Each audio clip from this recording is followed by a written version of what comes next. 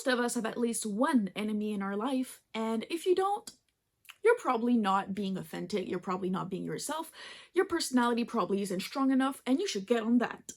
Today, I'm going to teach you how to manifest either getting revenge on your enemy, and most of the time, that just means manifesting them leaving your life and not doing as good as you following that.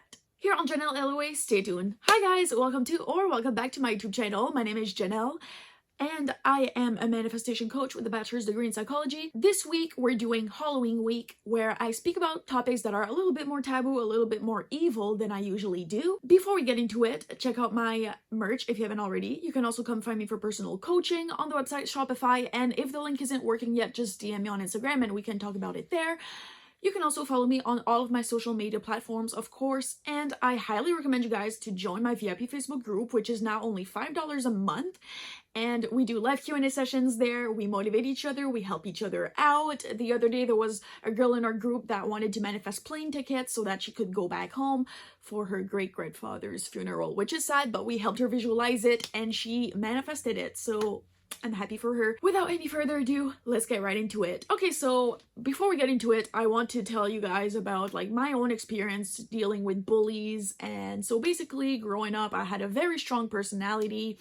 I have very severe ADHD, so I was very loud and like rah rah rah, and like nobody would mess with me, right? But as I grew older, I started to do poor grades in school because I couldn't focus. So I went on medication for my ADHD. Now, if you've ever been on Adderall, or I was on Bifenton, or if you've ever been on Vyvanse, any ADHD medication, you know what it does. It shuts you down, it makes you quiet, it makes you not speak. Like it literally makes you like kind of zombie-ish. It makes you very productive, but it also makes you quiet and reserved, okay? And we all know that bullies look for vulnerable people. They look for people that look defenseless, which is fucking sick. Like those people are fucking but okay, let's just acknowledge that bullies will always exist so that we can learn how to deal with them, okay? So what happened is that, you know, we grow up, and when we're in elementary school and middle school, even high school, people talk about bullying and like anti-bullying campaigns and stuff like that. And I remember like listening and being like, okay, but like I don't relate. And what very few people talk about is that bullying within adults, bullying when you're in university, is very much still a thing. Some people will be bullies their whole lives, even if they're 45 years old, 65 years old. Some people will be bullies their whole life. So for me, my first experience getting bullied was in my second year in university. There was a girl on my Ringette team. If you guys don't know what Ringette is, it's a Canadian sport that's a lot like hockey, but like way different. But anyways, it's the sport that I played since I was 5 years old. For me, growing up, and I'm probably gonna get like teary-eyed speaking about this, but growing up, Ringette was always my comfort zone. It was where, the rink was my home away from home, and when I stepped into the arena, I felt my most confident self. Sorry. It was where I felt the safest, the most confident, the most competent. Can you guys tell that I'm French and I don't know how to pronounce English words? But it was where I felt the best version of myself, the safest, the most, it was where I felt I had the most respect from people, the most notoriety, because I'm really good at Ringette. And I remember deciding to try out for the team of my university. I was trying out for the varsity team of Ottawa U. And there was a girl on the team that I will not name, obviously, but I probably should because she's a bitch. But anyways, we're just gonna call her Sabrina. And I remember at my first tryout with that team, Sabrina and I, like, we caught each other's eye, right? Because we were both blonde, we both carried ourselves a certain way. We both, you know, cared about our appearance. And I remember thinking, like, we were both really good. We were both two of the best players on the team, like top 5 or top 3. And I remember thinking like, oh, like I feel like her and I are going to be friends, you know, we both walk with our head high, we both, you know, we both look like we both seem to be pretty aware that we're like kind of like, you know, the shit. And I remember thinking like, yes, girl, you work out, you take care of your body, like you look good and you're confident, you're good at Ringette, you're coming with me, like we're headed together straight to the top. And she seemed to feel the same way at first. But then I remember on the ice I was getting a lot of attention. I don't know why, but I've always been like, my ring coaches have always loved me. They've always loved my energy, and I I think it's a Capricorn thing that like we have baby faces, so like middle-aged people love to take us as like, they love to take us under their wing and like protect us, and we almost become like their little like pet project.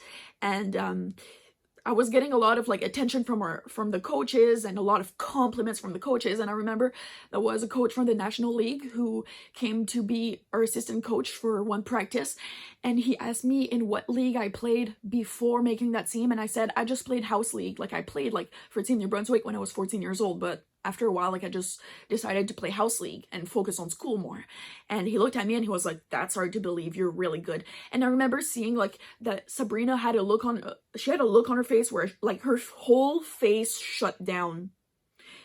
That was when she started to perceive me as a threat. She also had like 0 boobs, and when we would like, as you guys know, like I have big boobs, and when we would change in the dressing room, like she would always like stare at my boobs, and like she would have that same like look on her face, okay? And as you guys know, like I'm the type of person, I just want to get along with people, especially when I see girls that I think are on my level, like especially when I see girls who are like high achievers, they take care of themselves, they take care of their appearance, they're popular. I'm like, yes girl, like let's be friends.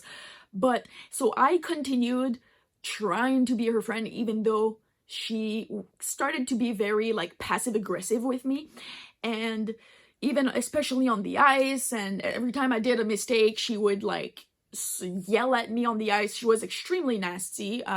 She would like look at me and like whisper in a girl's ear while looking at me just to make me feel small. And it started to get to my head, and to the point where slowly but surely I became suicidal. Here's what I did to manifest getting rid of her. I remember doing affirmations that she was... What I hate is that she made me do that work. Like she was the bad person, and yet I was the one having to spend time and energy trying to rewrite her and revise her. But I didn't want to quit the team because Renette was always such a big part of my identity. So I was like, all right, okay. So I started to tell myself like, no, she's gonna like me. She's gonna end up liking me. Everyone ends up liking me one day or another. Like she's just wilding out right now. Like she's gonna realize, she's gonna want to be my friend. And it helped a little bit. But every single time that she would like start being more friendly with me, I would be scared that she would change her mind and go back to being a bitch to me. So then naturally that would manifest. Like I was manifesting like hot and cold behavior from her, where like some practices and some games she was like nice to me and she would like pat me on the head when I like scored a goal on the ice, and then some practices and some games like she was like horrible to me and like whispering in other girls' ears like while looking at me, and like she's such a horrible person. And I can say this about very few people. I'm the type of person, I see the good in everyone, and I can no. She's one of those few people in my life that I genuinely think are like almost 100% bad. She's like 95% bad, 5% good. And yeah, so what really changed the game for me was the following summer, when I was thinking like, I hope she doesn't try out again next year. I hope she doesn't come back. And I would literally visualize her not being in the dressing room. Like I would visualize like walking in on the first tryout in the month of August and her not being there. I would visualize every single girl on her team's face except for hers. Like I would literally visualize her not being there. Every single time I thought about her, I was like, what am I talking about? Like she doesn't exist. She's not even trying out for the Renette team again. She's leaving. And I remember I had such little energy that summer because I spent all of my energy trying to manifest her not coming back, because that was how badly I did not want her to come back. And it worked. At least it worked. She didn't come back, and yeah. So that was how I manifested getting rid of her. Now, if I could go back, I would have dealt with her differently in the 3D. I think that I did the right thing, like manifesting her not coming back to the team. I would do that too, but what I would do on top of that is that in the 3D, I would have not spent such a long time trying to be her friend. I would have matched her energy.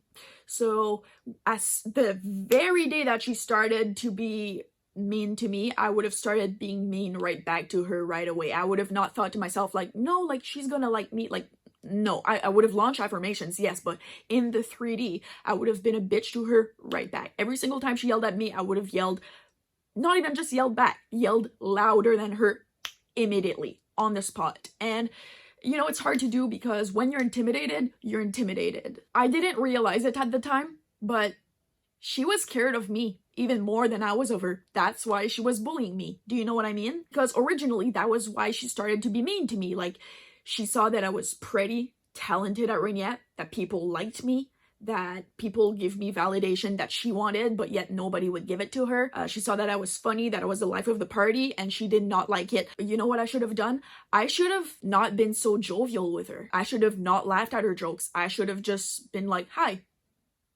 I should have not tried to start conversations with her. I should have not complimented her new Lululemon sports bra. I think that the best way to deal with bullies is to show them that you're not fucking having it. Because every single time I did that, I wish I was more consistent with it. I did a little bit of it. I just wish that I would have done it even more, like even more, you know, not being so jovial. I wish I would have like leaned in that energy more, because every single time I did that, every single time I did a little bit of that, every single time I summoned the strength to not be so jovial with her and be like, you know what, like not today. I would literally see on her face that she would get a little bit scared, and she would like, that was when she would be nice to me. It's like, yeah, you know what, you're scared of me because I'm pretty and people like me and I'm talented at Rainiette, perhaps even more than you. You know what? You're completely right. You should be scared of me, because now I'm going to give you an extra reason on top of that to be scared of me. I'm gonna be a fucking bitch to you, and I'm not gonna let you bully me. It's like, yeah, you're right. Like, you're 100% correct for being scared of me, and you're going to regret being my enemy instead of my friend. To be honest with you guys, like, I don't know what the fuck she's doing with her life now. She's graduated from university. She plays Rainiette in a league that is way below university level.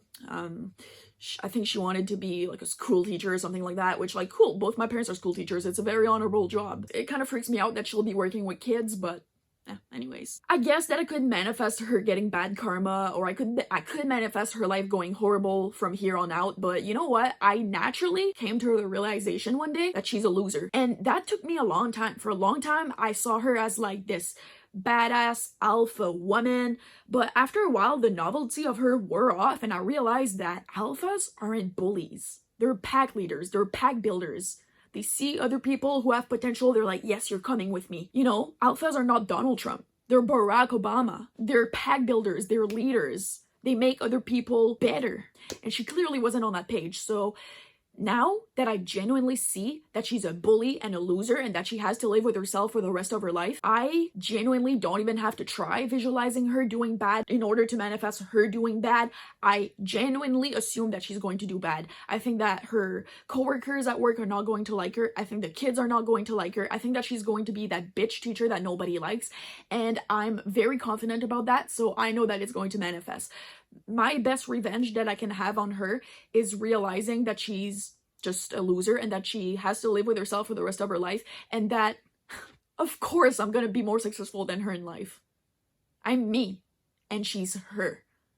And I want you guys to realize that today. If you have a bully, they're a loser. Like, stop romanticizing them in your mind. Like, stop having like weird, what is it called? The psychological phenomenon when you fall in love with your kidnapper. Stockholm syndrome. Stop the Stockholm syndrome of like, okay, I'm at rock bottom with them, so now the only way's up. Like, no. No. They're a bad person. They're a loser. They're insecure. And that's all they are. That's all they ever will be. Accept it. Lean into that. See it. Like, take your tunnel vision. Like, they're not like this person who is superior to you just because they're trying to make you feel like you're inferior to them. They're not. So stop seeing them through rose-colored glasses. The quicker you realize that they're just a loser, the quicker that's what they will be, and that will be their karma. When you realize that they're just like this weird loser, and that will be your assumption about them, then you will manifest bad karma for them. Whew. I hope you guys enjoy this pretty heavy and dark video, but hey, happy Halloween, bitches. Like this video if you enjoyed it, share with anyone you think would find it helpful. Bullies, like learning how to deal with bullies is truly a life skill. Subscribe to my channel if you haven't already. My name is Janelle. I'm a manifestation coach with a bachelor's degree in psychology. Thank you so much for watching. I love you guys so much, and I'll see you next time. Bye bye.